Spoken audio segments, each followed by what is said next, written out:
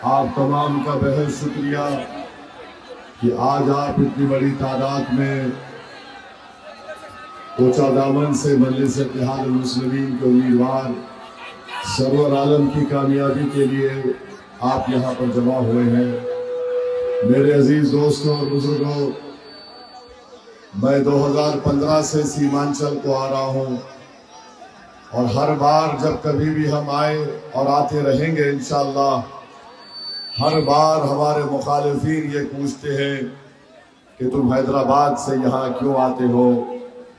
चाहे बीजेपी मोदी हो, नीतीश कुमार हो, तेजस्वी हो या कांग्रेस के नेता हो, हम आपको बता रहे हैं, उनको नहीं कह रहे हैं कि हम में अगर लालच होता तो हम किसी नाम निहाद सेकुलर पार्टी के लिए जाकर इंतखाबी मुहिम चलाते।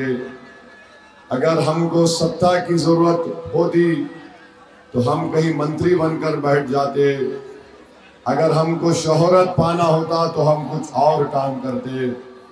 सच्चाई यह है कोचा दामन और सीमांचल की जनता, जब मैं पहली मर्तबा 2015 को सीमांचल को आया, जो मैंने आपकी आंखों में इखलास देखा, आपकी जबानों से सच्चाई को सुना, उस वक्त मैंने तय कर लिया कि इस सरजमीन पर बसने वाले लोग ईमानदार हैं, सच बोलने वाले हैं, मजलूम हैं, सबसे ज्यादा इनका इस्तेसाल किया गया है।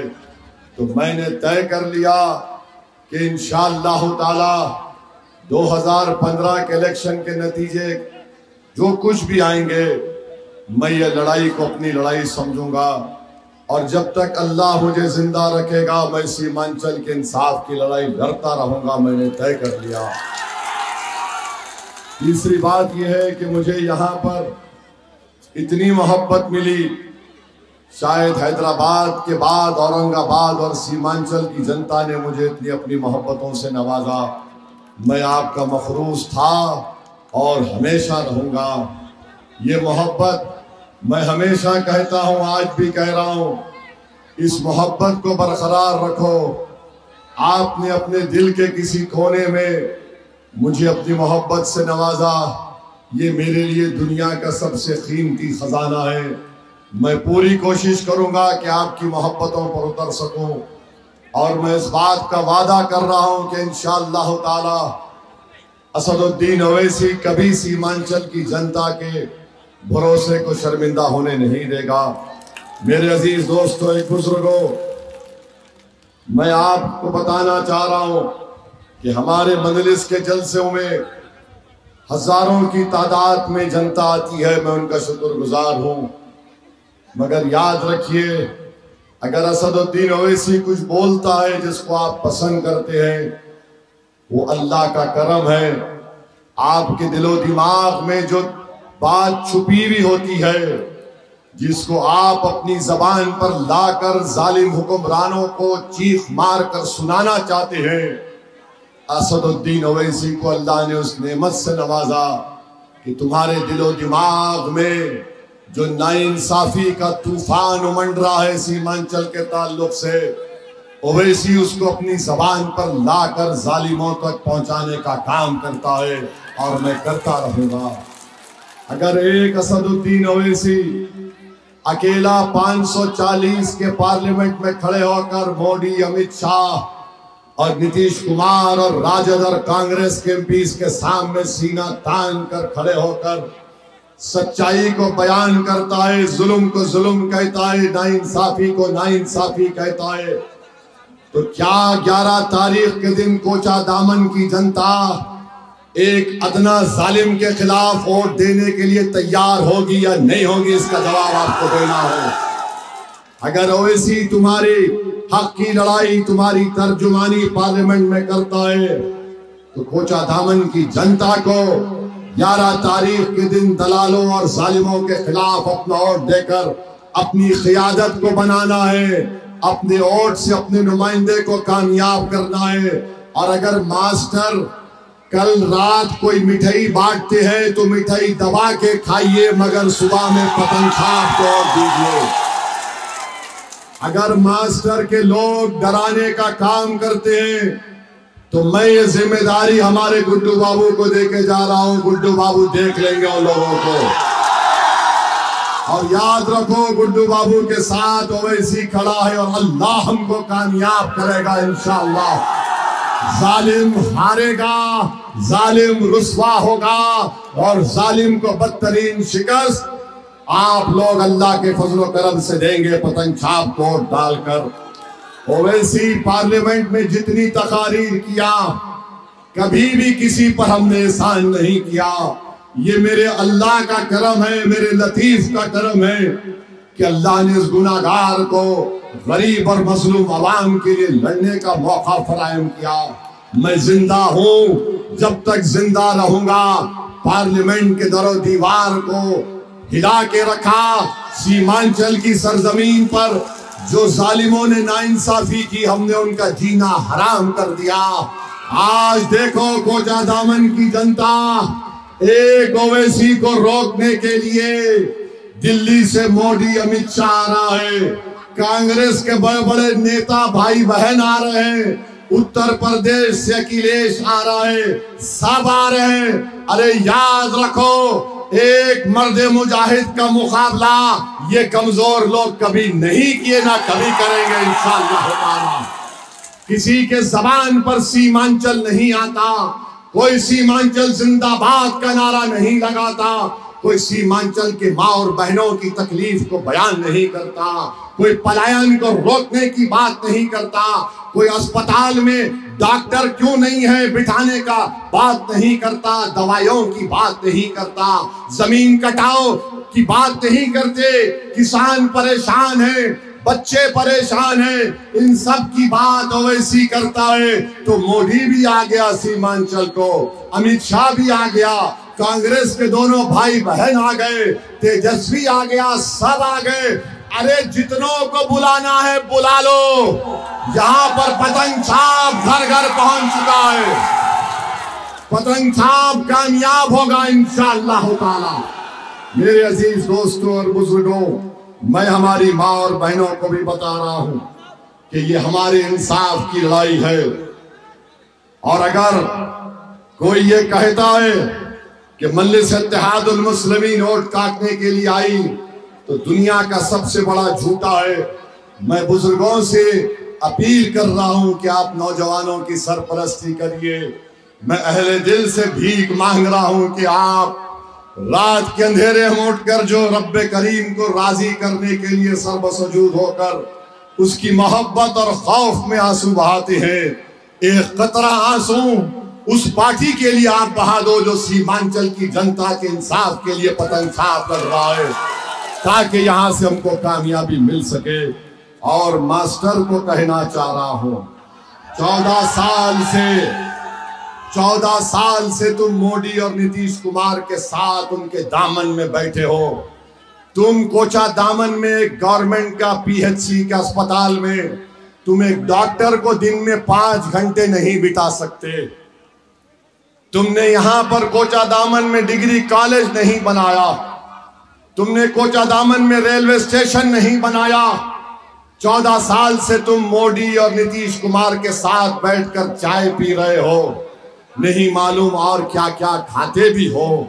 मगर हम तुमसे पूछ रहे हैं, सत्ता में तुम थे, मुख्यमंत्री तुम्हारा था, देश का प्रधानमंत्री तुमको इज्जत से पुकारता था, आओ मास्टर मेरे पहलू में बैठ, मैं तुझे चाय बनाकर पिलाता हूं। बताओ मास्टर, तुमने कोचा दामन के लिए क्या किया? आज तुम रोते हो, रो के बोलते मैंने खिदमत की। तुमने मोदी की खिदमत की, तुमने नीतीश कुमार की खिदमत की। तुमने जो खिदमत की, मोदी ने हमारे मुस्लिम महिलाओं के खिलाफ ट्रिपल तलाक का कानून बना दिया, जुल्म किया। CAA का कानून मजहब की बुनियाद पर बना दिया। मास्टर तुम्हारी वजह से, मास्टर तुम्हारी वजह से UAPA का कानून नीतीश और मोदी ने बनाया, जो बच्चे 6-6 साल जेल में सड़ रहे हैं। मास्टर तुम्हारी वजह से वक्फ का कानून बन गया। जब तुमने देख लिया कि अब जीतने का रास्ता नहीं है, तो अचानक कूद गया और राजद के पास चला गया। इजहार हस्बी के पीठ पर खंजर घोंपने का काम तेजस्वी यादव ने किया। कोचादामन की जनता, इस धोखे को याद रखो जब तुम 11 तारीख को वोट डालने जाओगे। और हम मास्टर से पूछना चाहते हैं, तुमने इंसाफ नहीं दिलाया, मगर कोचादामन और सीमांचल की जनता से बताना चाह रहा हूं, याद रखो सोनता की जनता, पटना से इंसाफ नहीं मिलेगा, दिल्ली के बादशाह से इंसाफ नहीं मिलेगा, हैदराबाद से इंसाफ नहीं मिलेगा। इंसाफ मिलेगा जब तुम पतंग छाप के सियासी क़यादत को सीमांचल में बनाओगे। इंसाफ मिलेगा जब तुम सरवर आलम को अपना नया विधायक बनाओगे। और तुमने कभी किसी को चाचा के नाम पर वोट दिया, कभी भतीजे के नाम पर वोट दिया, कभी कहा कि ये फुला का बेटा है, ये फुला का भतीजा है। आज हम तुमसे अपील कर रहे हैं कि तुमको और आपको और हमको सिर्फ सीमांचल के नाम पर पतंग छाप को वोट देना है। क्या आप देंगे? इंशाअल्लाह। मेरे अजीज दोस्तों और बुजुर्गों, हम आपको बता रहे हैं, मजलिस की कामयाबी को रोकने के लिए बहुत से सर्कस के जोकर सीमांचल को भी आए, कोचादामन को भी आए। ये सर्कस के जोकर हैं, अपना कर्तव्य करके चले जाते। तुमने काम किया, सीमांचल की जनता 11 तारीख को पतंग छाप को बटन दबाएगी। मेरे अजीज दोस्तों और बुजुर्गों, निफाक और इंतशार का शिकार मत होइए। याद रखिए, ये मास्टर इलेक्शन हारेगा इंशाअल्लाह ताला।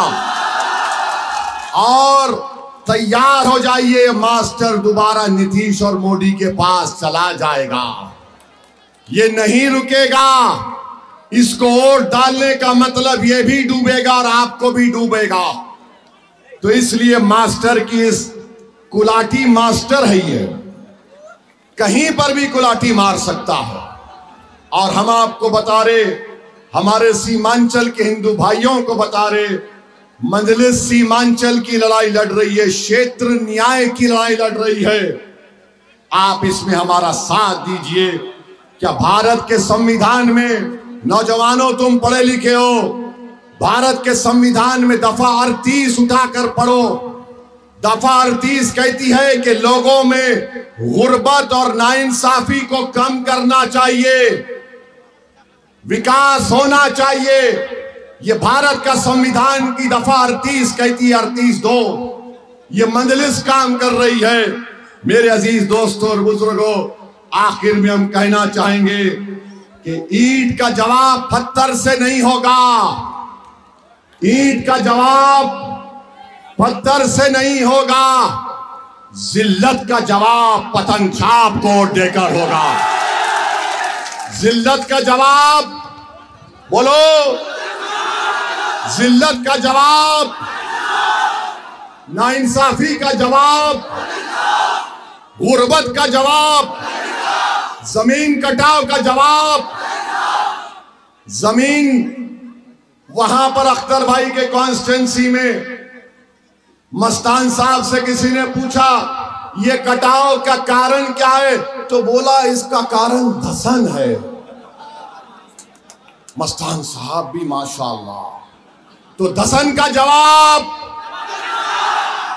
टूटे पुल का जवाब, डॉक्टर को अस्पताल में लाने का जवाब, दवाइयों का जवाब, बच्चों के स्कूलों का जवाब, सीमांचल से नाइंसाफी का जवाब, जिसने घुसपैठिया बोला तुमको उसका जवाब, जिसने तुमको नमक हराम बोला उसका जवाब, एनआरसी का जवाब, बेरोजगारी का जवाब, पलायन का जवाब, डकैती का जवाब, वक्फ कानून के खिलाफ गद्दारों का जवाब, गद्दारों का जवाब।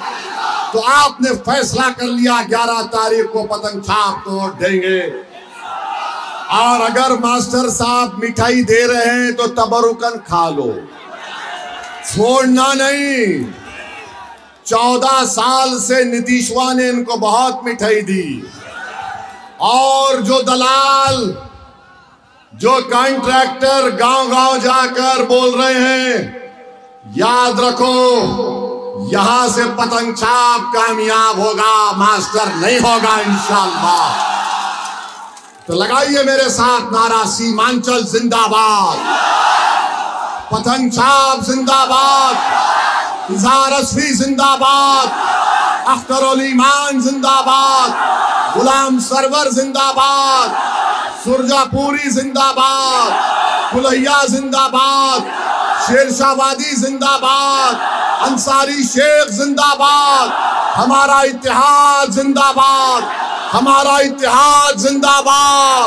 नारे तकबीर, नारे तकबीर। अल्लाह आपको सब रखे। अस्सलाम वालेकुम।